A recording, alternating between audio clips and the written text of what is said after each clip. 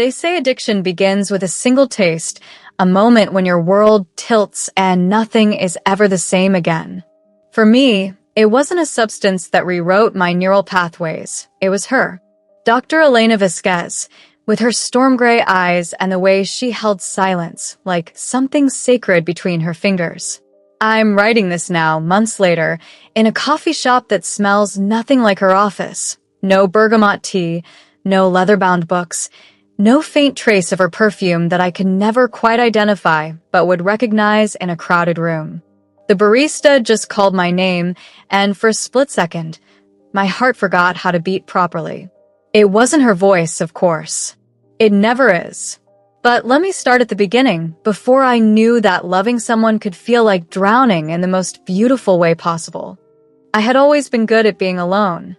Not by choice, exactly, but by circumstance, by the careful architecture of a life built around books and quiet spaces, and the kind of solitude that feels like armor. At 22, I was a graduate student in comparative literature, spending my days in library carols that smelled like dust and decades of dreams deferred. My apartment was a studio on the 4th floor of a building that creaked like old bones. I liked it that way. The isolation, the way sound seemed to get lost in the walls, the way I could disappear into my research without anyone noticing I was gone. I was writing my thesis on the intersection of desire and identity in contemporary poetry, a topic that felt both deeply personal and safely academic. The irony wasn't lost on me that I was studying desire while living a life carefully scrubbed clean of it. I had dated, of course. Awkward coffee dates with classmates, a few relationships that fizzled out like matches in rain. There was Marcus, who talked too much about his screenplay. Sarah, who wanted to plan our future after 3 weeks. Tom, who kissed like he was trying to solve a math problem. None of them had ever made me feel like I was standing at the edge of a cliff, looking down at something that might destroy me or transform me. I was never sure which. It was a Tuesday in September when everything changed, though I didn't know it yet. I was sitting in the graduate lounge, surrounded by the detritus of academic life. Empty coffee cups, highlighters with their caps chewed off, printouts of articles I'd never quite finished reading.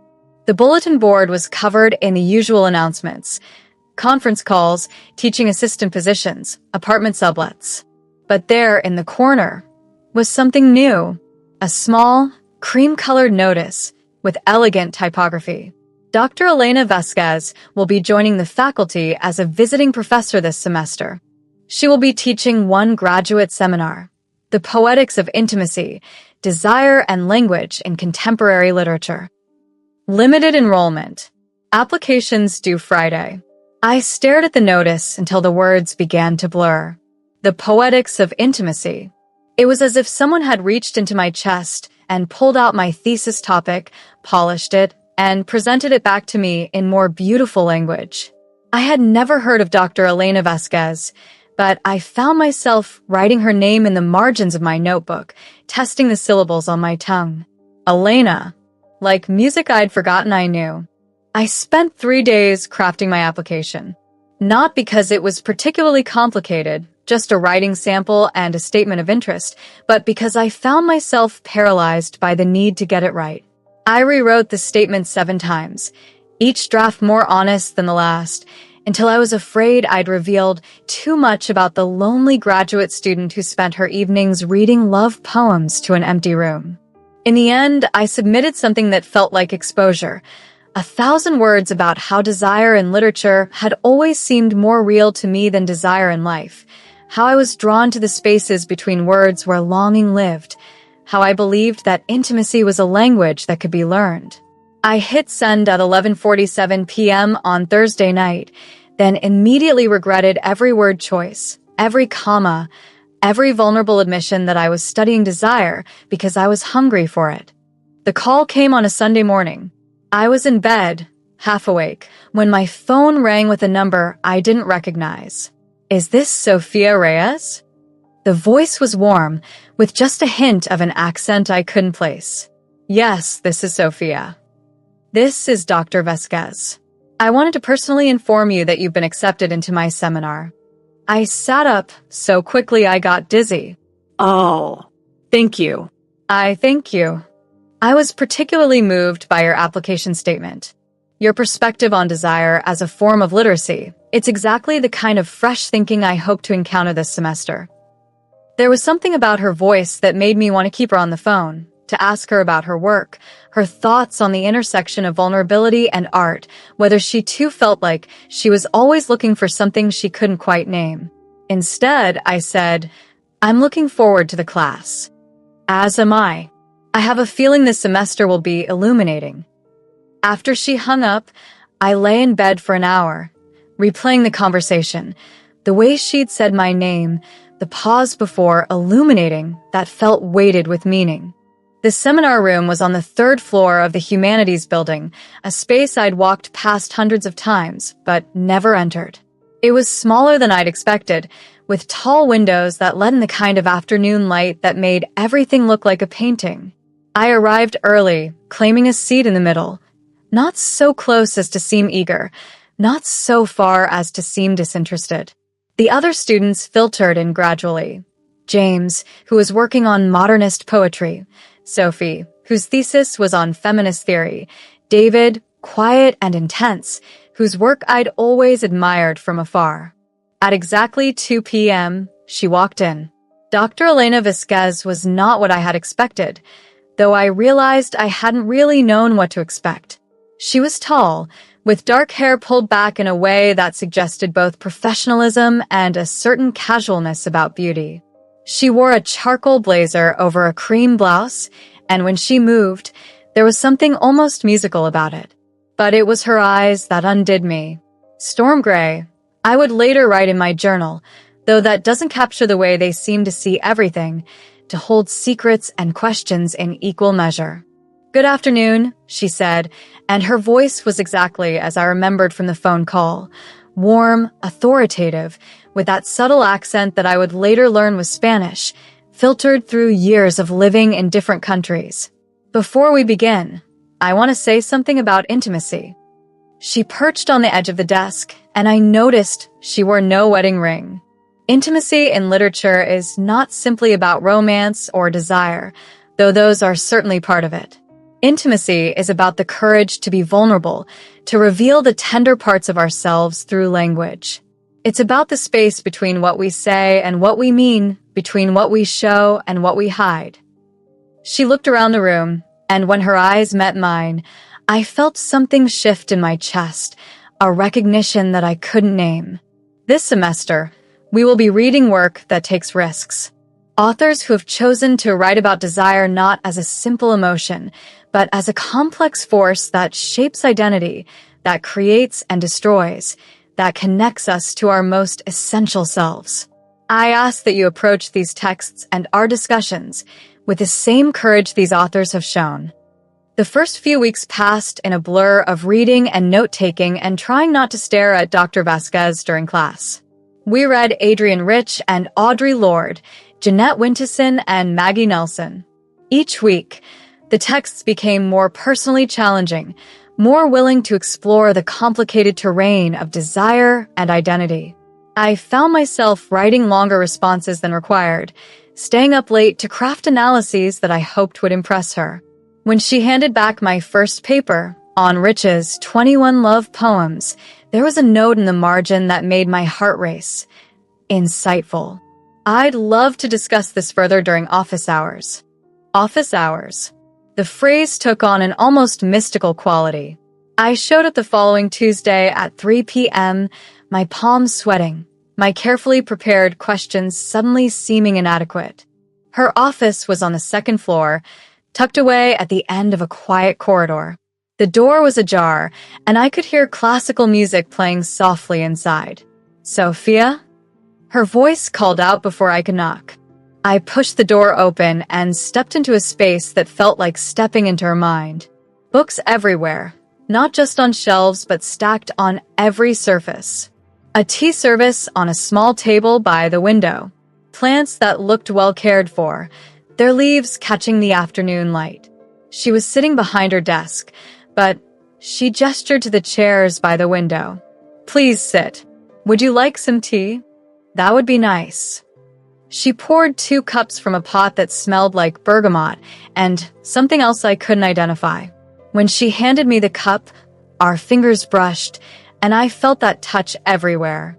"I want to talk about your paper," she said, settling into the chair across from me. "Your analysis of Rich's use of the pronoun you, it was quite sophisticated. You understood something that many scholars miss." "What's that?" "That desire is always a conversation, even when it's unspoken. Rich's you is both specific and universal, intimate and political. You grasped that complexity." I felt heat rise in my cheeks. I've always been drawn to the spaces between words. "The silences are often more revealing than the words themselves," she agreed. "Tell me, what draws you to desire as a subject of study?" It was a question I had been asking myself for weeks. The honest answer felt too dangerous to speak aloud. I started, then stopped. "I think I'm interested in how desire transforms us, how it makes us brave and foolish and more ourselves all at once." She leaned forward slightly, and I caught a whiff of her perfume, something subtle and complex that made me want to lean closer. "And have you experienced that transformation yourself?" The question hung in the air between us. I knew I should deflect, should give some academic answer about research and intellectual curiosity. Instead, I found myself saying, "I'm beginning to." Something changed after that first office hours meeting. Not anything obvious. She remained professional, maintained appropriate boundaries, treated me exactly as she treated every other student. But there was a quality to her attention when I spoke in class, a way her eyes lingered on mine for just a moment too long. Or maybe I was imagining it. Maybe I was projecting my own growing obsession onto innocent interactions. Because that's what it was becoming, an obsession. I found myself taking different routes across campus, just a walk past her office. I lingered after class, hoping for a moment of private conversation. I researched her publications late into the night, reading her academic articles and trying to understand the mind behind the careful prose. She had written extensively about the literature of exile, about writers who had been displaced from their homelands and how that displacement shaped their understanding of desire and belonging. I learned that she had been born in Barcelona, had studied at Oxford, had taught at universities in 3 different countries before accepting this visiting position. She was a scholar of in-betweenness, of the spaces where identity becomes fluid and desire becomes possible. It was October when I finally admitted to myself what was happening. I was in love with my professor, not just attracted to her, not just intellectually stimulated by her. I was in love with the way she held her coffee cup, the way she tucked her hair behind her ear when she was thinking, the way she said my name like it was a word worth considering. I was in love with the way she made silence feel like a conversation, the way she could look at a poem and see things that had been invisible to me, the way she moved through the world with a confidence that seemed both natural and hard-won. I was in love, and it was impossible, and I was happier than I had ever been. The realization came to me during one of our seminar discussions. We were talking about Winterson's Written on the Body, that extraordinary novel about desire and identity and the ways love makes us strangers to ourselves. Elena. I had started thinking of her as Elena, though I never said her name aloud, was leading a discussion about the unnamed narrator's gender. Winterson deliberately keeps the narrator's gender ambiguous, she was saying. What effect does this have on how we read the love story? It makes it universal, offered Sophie. It challenges our assumptions about desire, added James. Elena nodded. Both true. But I think there's something else happening here. The ambiguity of identity mirrors the ambiguity of desire itself. When we love someone, we don't just love who they are. We love who we become in their presence. She looked at me as she said this, and I felt something crack open in my chest. Sophia, what do you think? I struggled to find words. I think I think love is always a form of translation. We're always trying to translate the untranslatable, how someone makes us feel, how they change us, how they make us see ourselves differently. Beautiful, she said softly, and I felt the word like a physical touch. It was October when I finally admitted to myself what was happening. I was in love with my professor, not just attracted to her, not just intellectually stimulated by her. I was in love with the way she held her coffee cup, the way she tucked her hair behind her ear when she was thinking, the way she said my name like it was a word worth considering. I was in love with the way she made silence feel like a conversation, the way she could look at a poem and see things that had been invisible to me, the way she moved through the world with a confidence that seemed both natural and hard-won. I was in love, and it was impossible, and I was happier than I had ever been. The realization came to me during one of our seminar discussions. We were talking about Winterson's Written on the Body, that extraordinary novel about desire and identity and the ways love makes us strangers to ourselves. Elena. I had started thinking of her as Elena, though I never said her name aloud, was leading a discussion about the unnamed narrator's gender. Winterson deliberately keeps the narrator's gender ambiguous, she was saying. What effect does this have on how we read the love story? It makes it universal, offered Sophie. It challenges our assumptions about desire, added James. Elena nodded. Both true. But I think there's something else happening here. The ambiguity of identity mirrors the ambiguity of desire itself. When we love someone, we don't just love who they are. We love who we become in their presence. She looked at me as she said this, and I felt something crack open in my chest. Sophia, what do you think? I struggled to find words. I think love is always a form of translation. We're always trying to translate the untranslatable, how someone makes us feel, how they change us, how they make us see ourselves differently. Beautiful, she said softly, and I felt the word like a physical touch. It was a Thursday evening in late October when everything shifted. I had been working late in the library, trying to finish a paper on Lord Zami, when I realized I had left my copy of the book in the seminar room. The humanities building was mostly empty, the hallways echoing with the sound of my footsteps. The seminar room was unlocked, and my book was exactly where I had left it. I was gathering my things when I heard footsteps in the corridor. Sophia? I turned to find Elena in the doorway, looking surprised to see me. I left my book, I said, holding up the copy of Zami. Ah. I came back for these. She gestured to a stack of papers on the desk. I have a terrible habit of leaving student essays behind. We stood there for a moment, the empty room suddenly feeling very small. How are you finding the Lord? She asked. Devastating, I said honestly. The way she writes about desire and identity, about finding yourself through loving someone, it feels like she's writing about something I've been trying to understand my whole life. Elena stepped further into the room. Which passage? I flipped through the book, finding the section that had made me stop breathing earlier that day. This one. There are so many roots to the tree of anger that sometimes the branches shatter before they bear.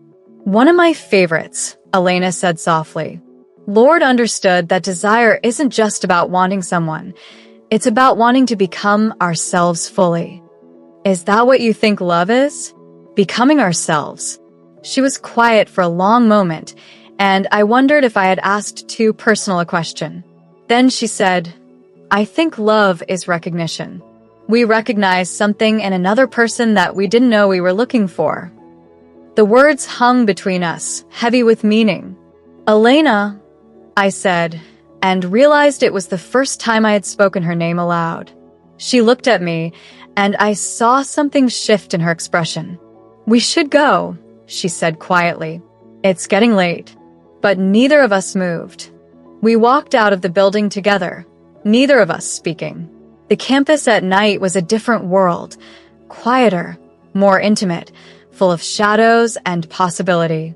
When we reached the parking lot, Elena stopped by a silver sedan. "This is me," she said. I knew I should say goodnight, should walk to my own car and drive home, and try to forget the way she had looked at me in the seminar room. Instead, I heard myself say, "Sophia, can I ask you something?" She turned to face me fully. Am I imagining this? She knew what I meant. I could see it in her eyes. No, she said after a long moment. You're not imagining it. The admission hung in the air between us like a challenge. But, Sophia, I know, I said quickly. I know all the reasons why this is impossible. You're my professor. There are rules, boundaries, consequences. I know. Then you know we can't. I'm not asking you to do anything, I interrupted. I'm not asking you to compromise your position or your integrity. I needed to know if what I was feeling was real. She looked at me for a long time, and I saw her struggle with something. It's real, she said finally. God help me, it's real. We didn't speak about it again for 2 weeks. In class, Elena maintained her professional demeanor, and I tried to do the same. But something had changed between us, a recognition that made every interaction feel charged with possibility and danger. I threw myself into my work, writing papers that became more personal, more revealing. I wrote about Lord's concept of the erotic as a source of power, about Rich's politics of desire, about the ways love could be both liberation and destruction. Elena's comments on my papers became longer, more thoughtful. She would write questions in the margins that seemed to be asking about more than just my academic analysis. What do you think Rich means when she writes about the geography of the body? She wrote on one paper. How do you understand the relationship between desire and identity in your own life? Appeared on another. I began to see our written exchanges as a form of conversation, a way of speaking to each other about things we couldn't say aloud. The breaking point came during the second week of November. We were discussing Carson's Eros the Bittersweet, that brilliant meditation on desire and lack, when Elena asked the class to consider Carson's argument that desire is always about distance. Carson writes that desire is always a desire for what is not, Elena said. We desire what we cannot have, what is absent, what is forbidden. How do we understand desire that exists in the space of impossibility? The question felt like it was directed at me, and when I looked up, Elena was watching me with an expression I couldn't read.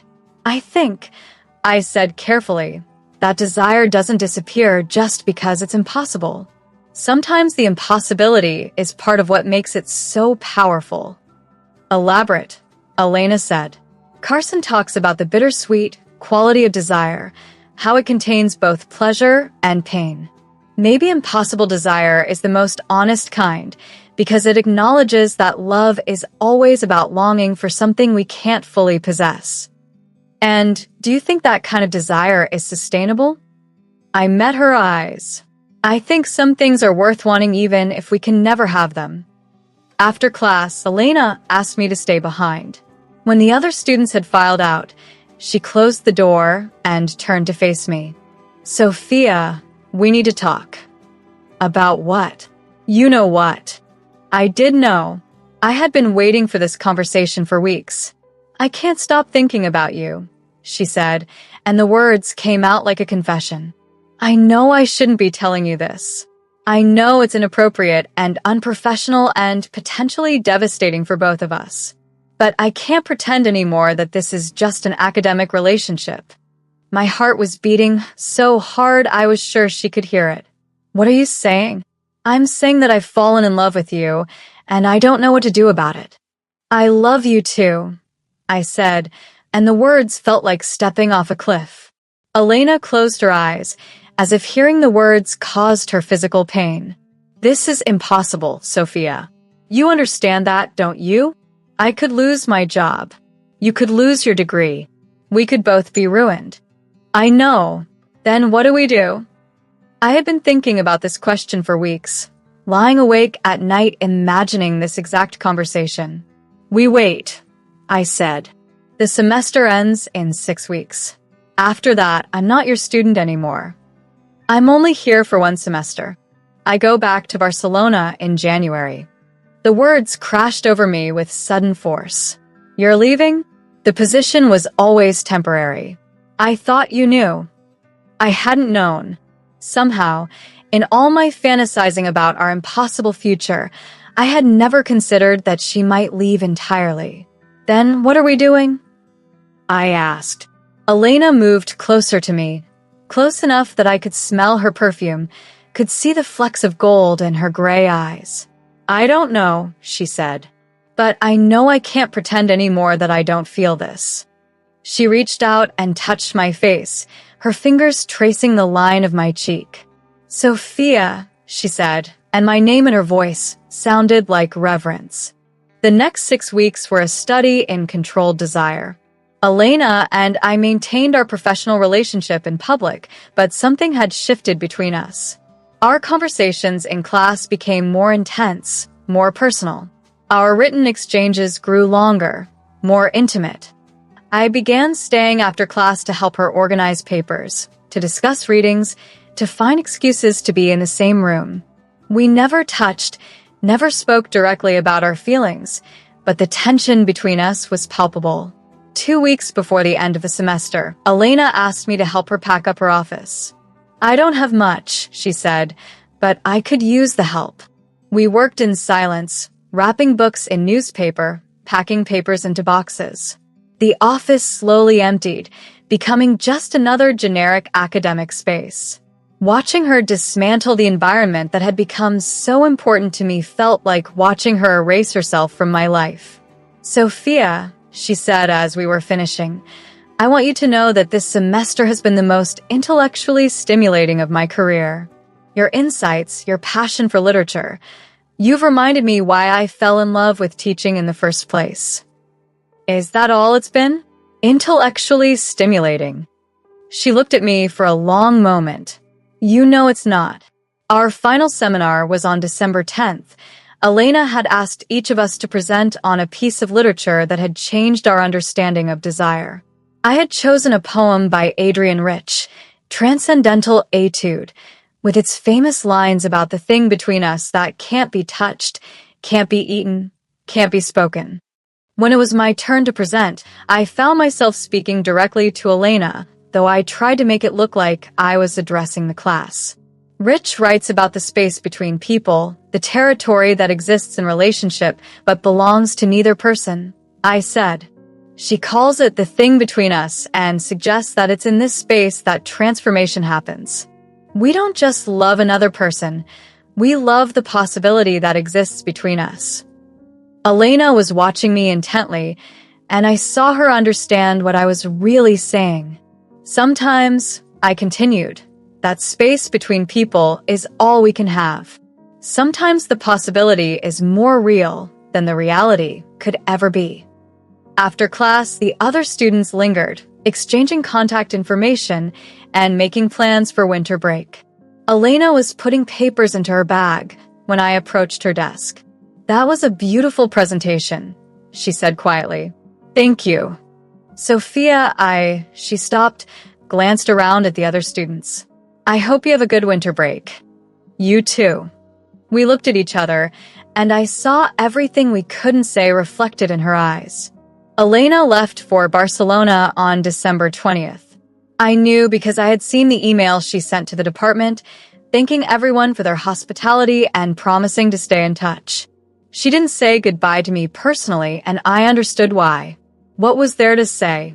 I spent the winter break in a strange state of grief and gratitude. I had lost her, but I had also gained something I couldn't name, an understanding of what it meant to love fully, even when that love had nowhere to go. I finished my thesis that spring. It was about desire and transformation in contemporary poetry, but it was really about Elena, about the way she had taught me to see language as a form of intimacy, about the way love could change you even when it couldn't be fulfilled. I never saw her again, but I carry her with me. In every poem I read, in every class I taught, in every moment when I chose to be brave instead of safe, I felt her influence. 6 months after she left, I received a package with no return address. Inside was a book, a collection of Spanish poetry, with a note tucked into the front cover. For Sophia, who taught me that desire is always a form of translation. With love and gratitude, E. I opened the book to a poem by Federico Garcia Lorca and found a passage underlined in pencil. The only things that the heart never tires of are loving and being loved. I think about her sometimes, especially in the autumn when the light through the library windows reminds me of that first afternoon in her office. I wonder if she thinks about me, if she remembers the way we used to communicate through the margins of papers, if she ever reads a poem and hears my voice in the analysis. I'm a professor myself now at a small college in Vermont. I teach a seminar called The Poetics of Intimacy, and when I introduce it to my students, I think about the way Elena once told me that intimacy was about the courage to be vulnerable. Sometimes late at night, I write her letters I never send. I tell her about the books I'm reading, the papers I'm writing, the ways her influence continues to shape my understanding of literature and love. I tell her that she was right. Desire is always about distance, about the space between what we want and what we can have. But I also tell her that she was wrong about one thing. Some desires don't disappear when they're impossible. Some loves don't fade when they're unrequited. Some connections transcend the boundaries of time and space and circumstance. She was my professor, and she was my addiction. But more than that, she was the person who taught me that love is not about possession. It's about recognition, about seeing and being seen, about the courage to feel deeply even when that feeling has nowhere to go. And that, I think, is a lesson worth learning, even if it breaks your heart, even if it changes you forever. Even if it makes you understand that some addictions are worth having because they teach you what it means to be fully, completely alive.